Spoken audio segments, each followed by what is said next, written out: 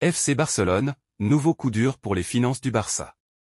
En perdant ce mardi face au Shakhtar Donetsk, 1-0, le Barça n'a pas gagné les 2,8 millions d'euros que l'UEFA récompense pour chaque victoire en Ligue des Champions.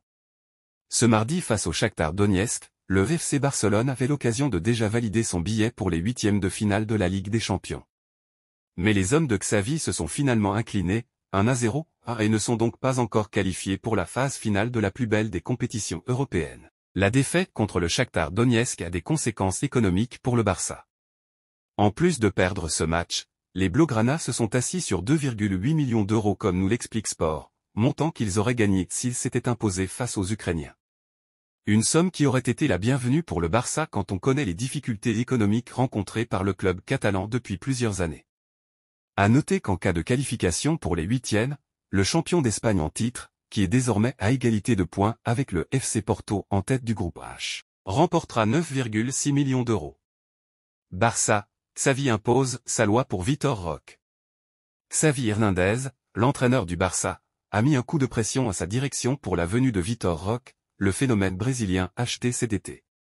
Si le Barça s'est montré très timide sur les dépenses cet été avec seulement 3,4 millions d'euros investis pour faire venir Oriol Romeu, Gundogan et Íñigo Martínez étant arrivés libres, Joao Félix et Joao Cancelo en prêt, ils ont réussi à casser leur tirelire pour un joueur qui n'a même pas rejoint l'effectif. Il s'agit du phénomène brésilien Vitor Roque, l'attaquant qui évolue encore du côté de l'Atlético Paranaense. Acheté pour plus de 40 millions d'euros, le joueur issu de la génération 2005 continue sa progression au pays, avant de rejoindre l'Espagne soit au mois de janvier, soit à l'été 2024, en fonction des finances de l'équipe. Xavi veut Vitor Roque. Car les Blaugrana sont toujours surveillés de près par le fair play financier et la Liga. Pour autant, Xavi Hernandez, qui a vu son équipe être dans le dur dans le secteur offensif, avec notamment un Robert Lewandowski tantôt blessé, tantôt en panne d'inspiration, a mis la pression à ses dirigeants. Selon les informations de l'émission El Chiringuito, il souhaite à tout prix pouvoir l'avoir à disposition dès le mois de janvier prochain pour pouvoir s'appuyer dessus lors de la seconde partie de saison qui promet d'être relevée avec la Ligue des Champions si le club se qualifie, la course pour le titre en Liga et la Coupe du Roi.